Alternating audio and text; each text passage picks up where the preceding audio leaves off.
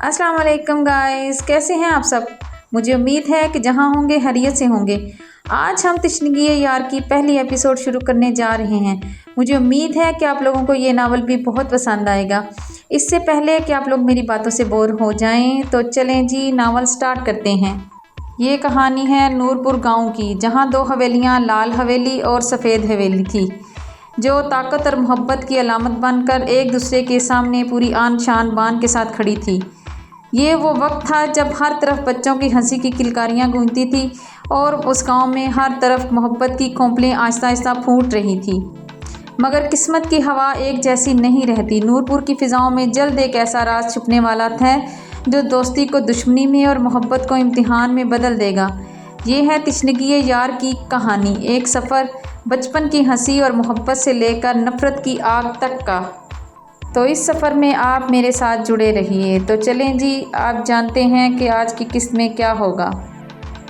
तशनगी यार episode number 1। रात की तारीकी में बारूद की बू रची हुई थी। गांव की फ़िज़ाओं में गोलियों की गरज और चीखें गूंज रही थी। दुश्मनी के शोले फिर भड़क उठे थे। अरहम खानज़ादा ने खून आलूद हाथ से बंदूक थाम रखी थी। आंखों में सिर्फ नफ़रत जल रही थी। इसके लबों से गुस्से में निकला, जिस घर की दहलीज मेरे भाई के खून से सुर्ख हुई है, इस घर की बेटी को कभी चैन से सांस नहीं लेने दूंगा। छत पर खड़ी हूर की आंखों में भी इंतकाम की चिंगारियां नाच रही थी। वो लरजती आवाज़ में नहीं बल्कि ललकार कर बोली थी, याद रखना अरहम, तुमने मेरा सब कुछ छीना है। अब मेरा हर सांस तुम्हारी बर्बादी लिखेगा। दोनों की नज़रें रात के अंधेरे में एक दूसरे को तलाश कर रही थी। दोनों के दिल दुश्मनी की आग से भड़क रहे थे, मगर किस्मत ने इनके लिए कुछ और लिख रखा था। रात का सुकून टूटा तो ऐसे जैसे किसी ने आसमान से क़यामत उतार दी हो। गांव की फ़िज़ा में बारूद, चीहों और गोलियों की गरज घुल गई थी। ये कोई नई लड़ाई नहीं थी, ये तो बरसों पुरानी दुश्मनी का वो जहर था जो आज फिर बह निकला था। अरहम खेतों के किनारे खड़ा बंदूक की नाली को सख्ती से थामे हुए था। उसकी आंखों में एक आग दहक रही थी। चेहरा कटी फटी यादों से सुलग रहा था। आवाज़ में इतनी सख्ती थी कि हर लफ्ज़ गोली की तरह लगता था। मैं खून का हिसाब खून से ही चुकाऊंगा और आज के बाद इनका कोई भी फ़र्द ज़मीन पर जीता नहीं बचेगा। दूसरी तरफ हूर अपनी हवेली की छत पर खड़ी थी। इसकी आंखों में खौफ नहीं था, बल्कि एक अजीब सा जलाल था, और उस जलाल के साथ लाल अंगारा होती आंखें। होंठों पर एक कड़वा सा तंज और लहजे में वो हंजर जो दिल चीर दे। इंतकाम की आग में जलने वाले कभी सुकून नहीं पाते। अरहम खानज़ादा, तुम चाहो भी तो अपनी बर्बादी के सिवा कुछ हासिल नहीं कर सकते। ये वो लम्हा था जब दोनों की नज़रें अंधेरे में एक दूसरे से टकराई। वक्त जैसे थम सा गया था। दोनों जानते थे कि ये दुश्मनी खून के समंदर से गुजरे बगैर ख़त्म नहीं होगी, लेकिन किस्मत ने तो अभी इन पर अपनी सबसे बड़ी चाल चलनी थी। लड़ाई घंटों जारी रहने के बाद थमी तो जैसे गांव पर एक मुर्दा सा सकूत छा गया। हर तरफ लाशें, खून आलूद ज़मीन और जलते मकानों की राख फैली थी। मगर ये सकूत धोखा था। अंधेरों में एक तीसरा खेल जारी था। रफ़ी खान, एक ऐसा शख्स जो ना अरहम के ख़ानदान का था और ना ही हूर के ख़ानदान का, लेकिन बरसों से दोनों की दुश्मनी को अपने मफाद के लिए भड़का रहा था। उसका असूल साफ था, ये दुश्मनी जितनी लंबी चलेगी मेरा मुनाफा इतना बढ़ेगा। उसी रात रफ़ी ने अपने आदमियों से बारूद मंगवाकर हूर की हवेली के करीब छुपा दिया था। यकीन था कि धमाके का इल्ज़ाम अरहम खानज़ादा पर आएगा और ये जंग कभी भी ख़त्म नहीं होगी। फिर अचानक वो लम्हा आया। ज़मीन दहल उठी, आसमान को शोलों ने चीर दिया। हवेली का आधा हिस्सा मलबे का ढेर बन गया। चीखें और गर्दो गुबार हर तरफ फैल गई। अरहम का जिस्म एक दीवार के साथ टकरा कर गिर गया। कानों में सनसनाती आवाज़ें थीं, आंखों के सामने अंधेरा। जब होश वापस आया तो अपने ऊपर गिरती ईंटें और खून में लुथड़े वजूद को देखा। सांस लेना भी दुश्वार था। अचानक उसने करीब ही एक हल्की सी आहट सुनी। गर्द के बादलों में वो चेहरा उभरा। हूर, उसके माथे से खून बह रहा था। लिबास मट्टी में अटा हुआ, मगर आंखों में वही सख्ती, वही जलाल और वही सुर्खी। वो भी मलबे में फंसी हुई थी। अरहम के लबों से नफ़रत और लाचारी के बीच में निकले चंद जुमले, ये धमाका तुम्हारे घर पर हुआ है, इल्ज़ाम फिर भी मुझ पर ही आएगा। हूर ने ज़ख्मी हाथ से ईंट हटाते हुए तन से कहा था, इल्ज़ाम? ارحم یہاں تو ہم دونوں کی سانسیں ایک دھاگے پر لٹکی ہیں اور تمہیں اب بھی الزام کی فکر ہے، مگر حقیقت یہی تھی۔ اگر ابھی دونوں ایک دوسرے کی مدد نہ کرتے تو وہی ملبے تلے دفن ہو جاتے۔ ارحم نے سختی سے نظریں چرائی مگر پھر بے بسی سے ہاتھ آگے بڑھایا۔ حور نے لمحہ بھر کو جھجک کر نفرت بھری سانس کے ساتھ اس کا ہاتھ تھام لیا۔ دھماکے کی گونج ابھی بھی ہوا میں موجود تھی مگر دونوں کے دلوں میں ایک اور شور پیدا ہو چکا تھا، اور یہ شور تھا دشمنی اور مجبوری کے بیچ جنم لیتے اس تعلق کا جو تعلق وہ کبھی نہیں جوڑنا چاہتے تھے، وہ تعلق جس نے انہیں چاہے انجانے چاہے ایک دوسرے کے ساتھ باندھ دیا تھا۔ دھماکے کے بعد کا منظر قیامت سے کم نہیں تھا۔ زمین پر بکھری لاشیں اور دیواروں کے ملبے تلے دبے زخمی اور ہوا میں پھیلا ہوا بارود۔ چند گھنٹے تک شور گونجتا رہا اور پھر خاموشی نے سب کچھ ڈھانپ لیا تھا۔ خاموشی، سناٹا، موت کا سناٹا۔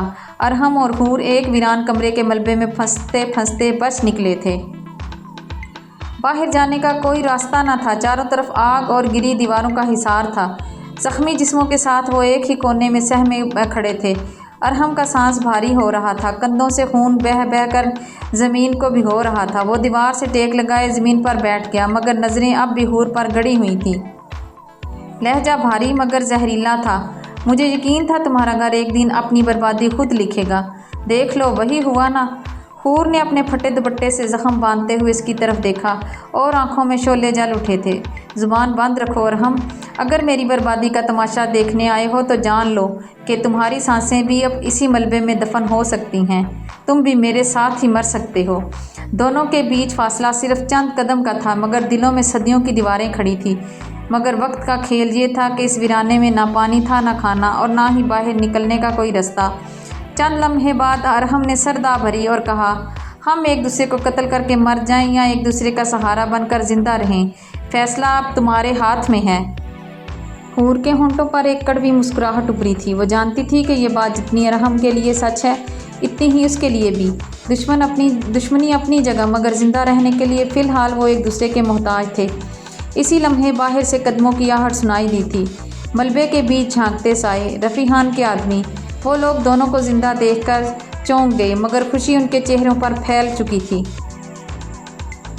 اندھیروں میں ڈوبے ہوئے کمرے کے بوسیدہ دیواریں نمی اور زنگ آلود لوہے کی بدبو دے رہی تھی۔ ٹوٹے بلب کی ہلکی سی روشنی زنجیروں کی چمک دکھا رہی تھی جن میں بندھے ارحم اور حور ایک دوسرے کے سامنے بیٹھے تھے۔ رفیقان کے آدمیوں نے انہیں دھکے دے کر اندر پھینکا تھا۔ دروازہ زور سے بند ہوا تو دونوں نے ایک دوسرے کی طرف دیکھا۔ آنکھوں میں نفرت، لہجے میں زہر مگر چہروں پر ایک ہی سا درد۔ ارحم نے زنجیروں کو جھٹک کر غصے میں کہا، یہ سب تمہارے خاندان کی دشمنی کا نتیجہ ہے۔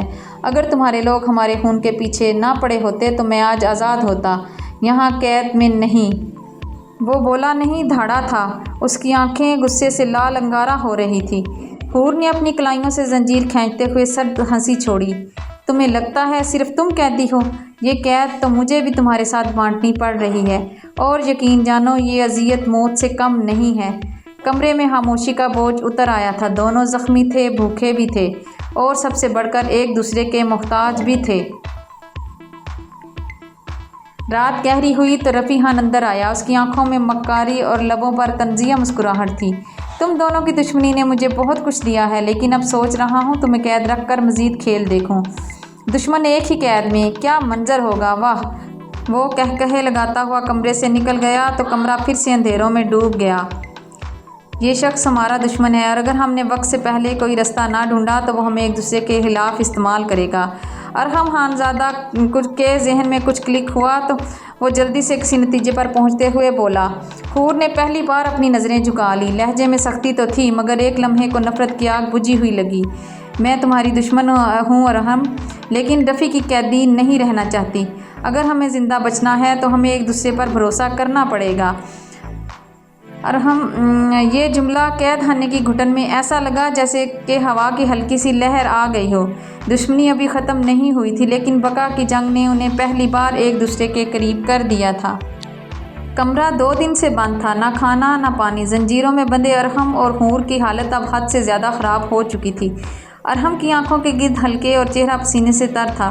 وہ دیوار سے ٹیک لگائے گہری سانسیں لے رہا تھا۔ حور کے ہونٹ سوکھے ہوئے تھے اور آواز بمشکل نکل رہی تھی مگر دونوں کے بیچ اب بھی ضد کی ایک دیوار کھڑی تھی۔ तीसरे दिन शाम को दरवाज़ा चिरचिराता हुआ खुला तो रफ़ी खान अंदर दाखिल हुआ। उसके हाथ में पानी का जग और एक प्लेट थी। वो दोनों को ज़हरखान मुस्कुराहट के साथ देखकर बोला, 2 दिन की भूख ने दुश्मनी की आग बुझाई है या नहीं ये मैं नहीं जानता, लेकिन ये पानी और ये खाना सिर्फ़ एक ही को मिलेगा। तुम दोनों फैसला कर लो कि कौन जीना चाहता है और कौन मरना चाहता है। कमरे की फ़िज़ा अचानक और भी बोझल हो गई थी। अरहम ने ज़ख्मी नज़रों से हूर को देखा था। हूर ने ज़ंजीरों को झटक कर अपने आप को संभाला और रफ़ी की तरफ देखा। हम दुश्मन हैं, किसी के ग़ुलाम नहीं। इसकी आवाज़ कमज़ोर ज़रूर थी मगर जलाल से खाली नहीं थी। रफ़ी खान कहकहा लगाते हंसा था। दुश्मन? हाँ, इसी दुश्मनी की बदौलत तुम दोनों मेरी कैद में हो। सोच लो हूर बीबी, अगर तुम्हें जीना है तो ये खाना खा लो और अरहम को भूखा मरने दो। हूर की नज़रें चंद लम्हों के लिए अरहम से मिली थी। वही शख्स जिसे वो हमेशा बर्बादी की जड़ समझती थी आज उसके सामने बेबस बैठा था, बेयारो मददगार, लाचार। एक लम्हा ऐसा आया जब दिल ने कहा यह मौका है बदला लेने का, लेकिन फिर जाने क्यों उसके हाथ जंजीरों में लरज़ गए थे। अरहम ने हल्की आवाज़ में कहा, अगर तुमने मुझे भूखा मारना है तो ये वक्त बेहतरीन है। दुश्मन को इस हालत में देखकर शायद तुम्हें भी सुकून मिल जाए। उसकी आवाज़ में ताना नहीं था, लेकिन अजीब सी थकन और बेबसी थी। रफ़ी दोनों के तासरात पढ़कर मज़ीद कहकहा लगा गया, वाह, ये खेल तो मेरी सोच से भी ज़्यादा दिलचस्प है। दुश्मन एक दूसरे को मारने की बजाय बचाने पर मजबूर हो जाएं तो मज़ा ही आ जाता है। वो खाना वहीं रख कर चला गया था। कमरा फिर से अंधेरों में डूब गया और प्लेट ज़मीन पर पड़ी भूख और अना के बीच फ़ैसला मांग रही थी। अब ये फ़ैसला किसके हाथ में जाने वाला था ये तो आने वाले वक्त नहीं बताना था। हूर ने आहिस्ता से प्लेट अपनी तरफ खिसकाई और हमने नज़रें झुका ली, लेकिन अगले ही लम्हे हूर ने खाने का निवाला तोड़ा और प्लेट उसके सामने रख दी। मैं तुम्हारी दुश्मन ज़रूर हूँ अरहम, मगर इतनी भी कम ज़र्फ़ नहीं कि दुश्मन को भूख से मरने दूँ। वो लम्हा दोनों के लिए खामोश मगर तूफ़ानी था। शायद पहली बार दुश्मनी के बीच इंसानियत की एक लकीर खींची जाने वाली थी। शायद ये नफ़रत मोहब्बत में बदलने वाली थी।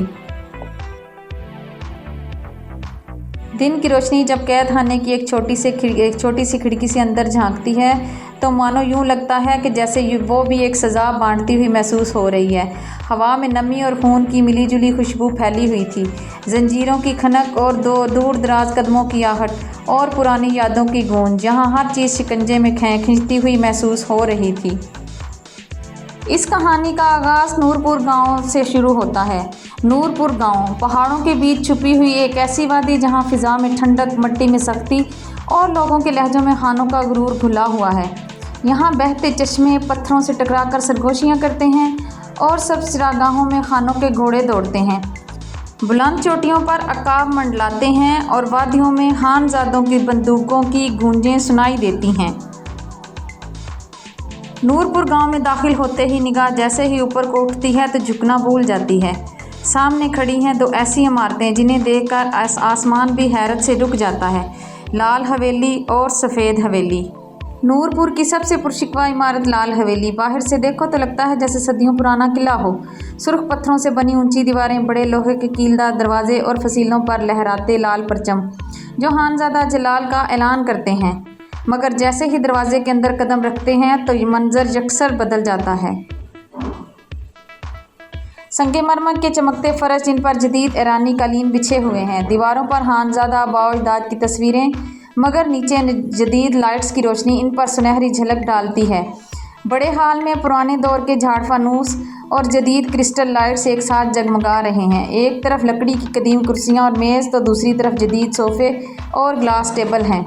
सेहन के बीचों बीच हौज़ तो वैसा ही है, मगर इसमें रोशनी डालने के लिए जदीद फाउंटेन नस्ब हैं जो पानी के साथ साथ रंग बदलता है। यहाँ रिवायत भी है और जिद्दत भी। शिकार की यादगार तलवारें और बंदूकें आज भी दीवारों पर आवेज़ा हैं, मगर साथ ही हर कमरे में एयर कंडीशन और जदीद डिकोर और डिजिटल आराइश मौजूद हैं। लाल हवेली का कमाल यही है कि ये सिर्फ माजी का अक्स नहीं बल्कि हाल का जलाल भी है। लाल हवेली में दाखिल होना ऐसा है जैसे सदियों की तारीख से गुजरते हुए अचानक आप आज के ज़माने में पहुंच जाओ। ये रिवायात और जिद्दत का वो इम्तिजाज है जो सिर्फ खानज़ादा जलाल खान के हिस्से में ही आया है। کہتے ہیں کہ لال حویلی اور سفید حویلی صدیوں پرانی ایک ہی شجر کی دو شاخیں تھیں، مگر دونوں کی اپنی اپنی پہچان الگ تھی، ایک میں رعب اور خوف تو دوسرے میں سکون اور وقار۔ اور اب ان دونوں حویلیوں کے مکین ایک ایسے موڑ پر آنے والے تھے جہاں تقدیر اپنی سب سے بڑی بازی کھیلنے والی تھی۔ سفید حویلی کا اندرونی حصہ قدم رکھتے ہی اپنی شان دکھا دیتا ہے۔ جیسے ہی دروازے کی چوکھٹ پار کرو گے تو سامنے ایک وسیع و عریض ہال، چھت پر لٹکتے ہوئے بڑے بڑے کرسٹل کے فانوس جن کی روشنی ماربل کے فرش پر بکھر کر ہیروں جیسا تاثر دیتی ہے۔ دیواروں پر نفیس نقش و نگار اور ساتھ ہی جدید وال پیپرز کی باریک جھلک تمہیں دکھائی دے گی۔ روایات اور جدت کا حسین امتزاج۔ ڈائننگ ہال یورپی طرز پر بنا ہوا ہے، لمبی میز جس پر سونے کے بارڈر والے ڈنر سیٹ رکھے ہوئے ہوتے ہیں اور کرسٹل گلاسوں میں روشنی ٹمٹماتی ہے۔ ڈرائنگ روم میں سفید اور سلور کلرز کی تھیم اور آرام دہ صوفے، بڑی اسکرینز اور جدید ساؤنڈ سسٹم، اور ہر کمرے میں اے سی اور سمارٹ لائٹس، مگر کھڑکیوں کے پردے اب بھی روایتی زری کے تھے جو ماضی اور حال کو ایک دوسرے میں باندھے ہوئے تھے۔ اوپر کے حصے میں کشادہ بیڈ رومز، بالکنیوں سے کھلتے نظارے اور باغ کے بیچ فوارے کی آواز، سب مل کر سفید حویلی کو ایک شاہانہ خواب بنا دیتے تھے۔ یہ محض ایک گھر نہیں تھا، یہ شخصیت کی پہچان تھی۔ سفید حویلی کے مکین جدت کو اپناتے مگر اپنی جڑوں سے جڑے رہتے۔ یہی فرق تھا جو اسے لال حویلی سے جدا کرتا تھا۔ وہاں رعب اور سختی کی فضا تھی تو یہاں سکون اور شان کا امتزاج تھا۔ نورپور کا سنسان رستہ تھا، شام کی لالی اور گرد آلود ہوا میں ایک عجیب سا سکوت پھیلا ہوا تھا کہ اچانک دور سے شور اٹھا، دھول کے بادل جیسے آسمان کو چھونے لگے ہوں۔ لوگوں کی نظریں بے اختیار ہی اس طرف اٹھ گئیں۔ آگے پیچھے گاڑیوں کی لمبی قطاریں، سیاہ شیشوں کے پیچھے چھپے وجود، اور بیچ میں وہ گاڑی جس کا سب انتظار کر رہے تھے۔ گاڑی جب آ کر لال حویلی کے سامنے رکی تو اس کا دروازہ کھلا اور وہ بڑی شان سے اترا۔ ارحم خانزادہ، سفید کلف لگی شرٹ کی چمک دھوپ میں آنکھوں کو چندیاں کر رہی تھی۔ اس پر سیاہ 3 پیس سوٹ کا روب، کلائی پر جگمگاتی ہوئی رولیکس کی گھڑی، جیسے وقت بھی اس کا ہی تابع ہو۔ 6 فٹ سے اس کا نکلتا قد، کسرتی جسم، دودھیا رنگت اور کالی سیاہ سمندر جیسی گہری آنکھیں۔ لمحہ بار کو تو یوں لگا جیسے کوئی زندہ شاہکار مجسم ہو کر سب کے سامنے آ کر کھڑا ہو گیا ہو۔ لوگوں کی نظریں اس پر ٹھہرتی نہیں تھی، جھک جاتی تھی۔ روب ایسا تھا کہ گرد و نواح کی خاموشی اور بھی گہری ہو گئی، لیکن ایک نظر تھی جو جھک نہ سکی، وہ تھی اس کی، وہ ساکت کھڑی بس اسے دیکھے ہی جا رہی تھی۔ دل کی دھڑکنیں بے ترتیب تھی، سانسوں کی رفتار رکی ہوئی تھی، جیسے کہ وقت اپنی ڈور چھوڑ کر اس کی آنکھوں کے حصار میں قید ہو گیا ہو۔ ارحم خانزادہ کے قدم دھیرے دھیرے آگے بڑھے، زمین جیسے اس کے وزن سے لرز گئی ہو۔ لوگوں کے دلوں میں دبا سا خوف تھا، لیکن اس کے دل میں ایک انجانا سا کھچاؤ تھا۔ وہ جب حویلی کے اندر داخل ہوا تو سامنے سے پہلے خان ضیاء الدین خانزادہ آئے تھے، گاؤں کے سب سے بڑے اور معتبر بزرگ، ارحم خانزادہ کے دادا۔ سفید کرتے پر گہرے نیلے واسکٹ میں ان کا روب ایسا تھا کہ سب نگاہیں جھک جاتی تھی۔ آ گیا میرا شیر، مسکراتے ہوئے بولے تھے۔ ارحم نے آگے بڑھ کر جھک کر ان کے ہاتھ چومے۔ دعا چاہیے دادا جان؟ ان کے ساتھ کھڑی تھی زلیخا بیگم، ارحم کی دادی، چاندی جیسے بال اور آنکھوں میں نرمی کی جھلک۔ اب یہ شہر کے رنگ کب تک تمہیں باندھ کر رکھیں گے ارحم؟ وہ شفیق لہجے میں بولی۔ اسی لمحے پیچھے سے ایک شوخ آواز گونجی تھی، بھائی آپ آ گئے۔ اور یہ تھی نوشین خانزادہ، ارحم کی سب سے چھوٹی بہن، لمبی چٹیا اور گلابی جوڑے میں۔ وہ حویلی کی رونق تھی، بھاگتی ہوئی آئی اور ارحم خانزادہ کے بازو کے ساتھ لپٹ گئی۔ کیسی ہے میری گڑیا؟ ارحم خانزادہ نے اسے اپنے حصار میں لیتے پوچھا۔ میں ٹھیک ہوں لالا۔ پھر آہستہ آہستہ سیڑھیاں اترتے ہوئے ایک اور وجود نیچے آیا۔ یہ ہیں ارسلان خانزادہ، ارحم خانزادہ کے کزن مگر رشتے میں بھائی جیسے۔ سیاہ کرتا شلوار اور سنجیدہ چہرہ، مگر آنکھوں میں ایک خاموش مقابلہ تھا۔ خوش آمدید خانزادہ، ان کے لہجے میں محبت کم اور رقیبانہ انداز چمک زیادہ تھی۔ اور سب سے آخر میں ملکہ حمیدہ خانم، ارحم کی والدہ، سفید شفون کے دوپٹہ اوڑھے، مغرور مگر شفیق، جیسے ان کی شخصیت ہی حویلی کی اصل پہچان ہو۔ بیٹے تم آتے ہو تو حویلی جی آباد ہو جاتی ہے۔ کیسی ہیں امی جان؟ وہ ان کے ہاتھوں پر عقیدت بھرے بوسے دیتے ہوئے بولا۔ میں ٹھیک ہوں میرے شہزادے، آپ بتاؤ ٹھیک ہو؟ وہ ان کی طرف دیکھتے ہوئے نم آنکھوں سے بولی تھی۔ میں بھی ٹھیک ہوں امی جان، آپ مجھے لے کے زیادہ پریشان مت ہوا کریں۔ چلو اب تم اپنے کمرے میں جاؤ اور فریش ہو کر جلدی سے نیچے آ جاؤ، میں تب تک کھانا لگواتی ہوں۔ وہ اتنا کہہ گئی تو ارحم خانزادہ اپنے کمرے کی طرف بڑھا۔ اس کے کمرے میں داخل ہوتے ہی آپ کو ایک عجیب سا دبدبہ محسوس ہوتا ہے۔ کمرہ وسیع مگر سادہ انداز میں شاہانہ، دیواروں پر گہرے رنگ بلیک اور براؤن کا امتزاج، بیچ میں کنگ سائز بیڈ جس پر گہرے سرخ اور سیاہ کمبل، ایک طرف وارڈروب میں سجے برانڈڈ سوٹ اور دوسری طرف شوکیس میں مہنگی گھڑیاں اور پرفیومز کی قطار، ٹائی پر پہننے والی رولیکس گھڑیاں جو اس کی خاص پہچان تھی، کمرے کے ٹیبل پر رکھی فائلز، لیپ ٹاپ اور جدید ہتھیار اس کی دوہری زندگی کا پتہ دیتے تھے، ایک طرف بزنس مین کا رعب تو دوسری طرف خانزادہ خون کی دھاک۔ کمرے کی کھڑکی سے باہر پورے گاؤں کا منظر دکھائی دیتا تھا اور ہم اکثر اسی کھڑکی پر کھڑا سب کچھ خاموشی سے دیکھتا تھا، جیسے پورے نورپور پر اس کی نظر ہو۔ یہ کمرہ اس کی شخصیت کی طرح تھا، رعبدار، پرسکوت اور کسی حد تک اجنبی۔ یہاں داخل ہونے والا کبھی بے اختیار ہی دباؤ میں آ جاتا ہے۔ وہ دھیرے دھیرے کمرے میں داخل ہوا تو اس کے کمرے کی آٹومیٹک لائٹ خود ہی آن ہو گئی تھی۔ اس نے دروازہ بند کیا، دروازہ بند ہوتے ہی جیسے شور و ہجوم باہر ہی رہ گیا تھا۔ اندر کی فضا بالکل مختلف تھی، پرسکون مگر رعبدار۔ بلیک اور براؤن دیواروں کے بیچ کنگ سائز بیڈ اپنی پوری شان کے ساتھ موجود تھا اور ہم نے کوٹ اتارا اور صوفے پر پھینک دیا۔ اس کے جوتوں کی دھمک ماربل کے فرش پر گونجتی رہی۔ اس نے اپنی گھڑی اتار کر کونے کے میز پر رکھی تھی، کونے کی میز پر وہ چمکتی ہوئی رولیکس کی گھڑی، اس کی ٹک ٹک جیسے کہ وقت بھی اس کے حکم پر چل رہا ہو۔ وہ اپنی شرٹ کے بٹن کھولتے ہوئے، کف فولڈ کرتے ہوئے سیدھا آئینے کے سامنے جا کھڑا ہوا۔ آئینے میں جھلکتا اپنا عکس دیکھتے ہوئے اس کی سیاہ آنکھوں کی گہرائی مزید نمایاں ہو گئی تھی، دودھیا رنگت پر پسینے کی ہلکی نمی، بالوں کی بے ترتیب لٹیں، مگر اس کے چہرے پر ایک عجیب سا غرور، ایک عجیب سا سکوت تھا۔ اس نے ہونٹوں پر ہلکی سی مسکراہٹ کھینچی تھی، ایسی مسکراہٹ جس میں سرد پن بھی تھا اور خطرہ بھی، جیسے اپنے ہی عکس کو وہ چیلنج کر رہا ہو۔ الماری کے پاس جا کر اس نے برانڈڈ پرفیوم کی بوتل اٹھائی اور ہلکا سا سپرے کیا اور کھڑکی کے پاس جا کر کھڑا ہو گیا۔ باہر اندھیروں میں نورپور کا گاؤں سانس لے رہا تھا اور نیچے لال حویلی کے گارڈز پہرا دے رہے تھے، مگر اس کی نظریں دور سفید حویلی کی سمت اٹک گئی تھیں۔ کالی سی آنکھوں میں لمحہ بھر کو کچھ نرم پڑا، پھر فوراً ہی رعب کے پردے تلے چھپ گیا۔ یہ کھیل ابھی شروع ہوا ہے، اس نے خود کلامی میں کہا تھا اور مسکراہٹ پھر سے اس کے ہونٹوں پر کھیلنے لگی تھی، لیکن یہ مسکراہٹ بہت پرسرار تھی۔ نورپور کی زمین پر یہ دونوں حویلیاں وقت کے دوک سمجھی جاتی تھی۔ اگر لال حویلی طاقت، رعب اور خوف کا دوسرا نام تھی تو سفید حویلی وقار، سکون اور نزاکت کی علامت تھی۔ سفید سنگ مرمر سے بنی یہ بلند و بالا عمارت دور سے دیکھنے والے کو چاند کی ٹھنڈی روشنی کا احساس دلاتی تھی۔ برآمدوں کے ستونوں پر باریک نقش و نگار، چھتوں پر جھاڑ فانوس کی جھلملاہٹ اور بڑے بڑے صحن جن میں پھولوں کی خوشبو ہر وقت بسی رہتی تھی۔ سفید حویلی روشنی اور شان کی زندہ تصویر تھی۔ یہ وہ جگہ تھی جہاں طاقت کا شور نہیں، وقار کی خاموشی بولتی تھی، جہاں ہر چیز ایک الگ نزاکت سے تراشی گئی تھی۔ سفید دیواریں صرف عمارت کی پہچان نہیں تھی بلکہ ایک سوچ، ایک نظریے کی علامت تھی۔ اس سفید حویلی میں بستی تھی حور خانزادہ، نزاکت اور غرور کا امتزاج۔ اس کی شخصیت جیسے حویلی کی طرح خوددار، پروقار اور دلکشی سے بھری ہوئی تھی۔ اس حویلی میں بسنے والے لوگ نرم مزاج ضرور تھے مگر کمزور نہیں تھے۔ ان کی شرافت کو کبھی کمزوری سمجھنا سب سے بڑی بھول تھی۔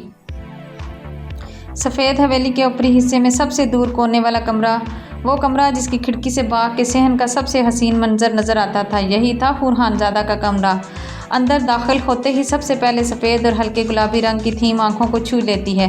دیواروں پر باریک ڈیزائن والے وال پیپرز، کونے میں شیشے کی بڑی الماری جس میں کتابوں کی قطاریں اور ساتھ ہی کچھ چھوٹے چھوٹے شو پیس رکھے تھے۔ ایک طرف ایک ڈریسنگ ٹیبل، سنہری بارڈر والا بڑا سا آئینہ اور دوسری طرف کھڑکی کے پاس رکھا نرم سا صوفہ جس پر اکثر حور بیٹھ کر باہر کے منظر کو گھنٹوں دیکھتی رہتی تھی۔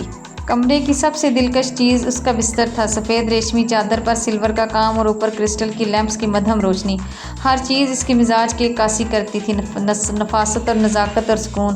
اور وہ خود حور خانزادہ، لمبے ریشمی بال، آنکھوں میں حیا کے ساتھ ایک انکہی ضد، رنگت میں نرمی مگر شخصیت میں ایک عجیب سا رعب۔ سفید حویلی کی طرح وہ بھی بظاہر سکون کا پیکر تھی مگر اندر کہیں ایک آگ سلگتی تھی، ایک تشنگی جو بھی کسی کو معلوم نہ تھی۔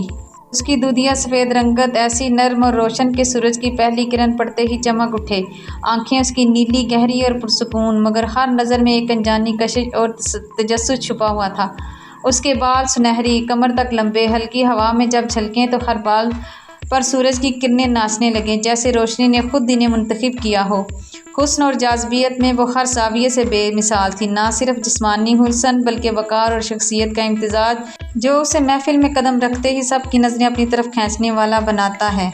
تو چلیں جی، آج کے ایپیسوڈ کا اختتام ہم لوگ یہیں پر کرتے ہیں، اور مجھے امید ہے کہ آپ کو اس کا سٹارٹ اچھا لگے گا۔ تو اگلی ایپیسوڈ تک کے لیے اللہ حافظ۔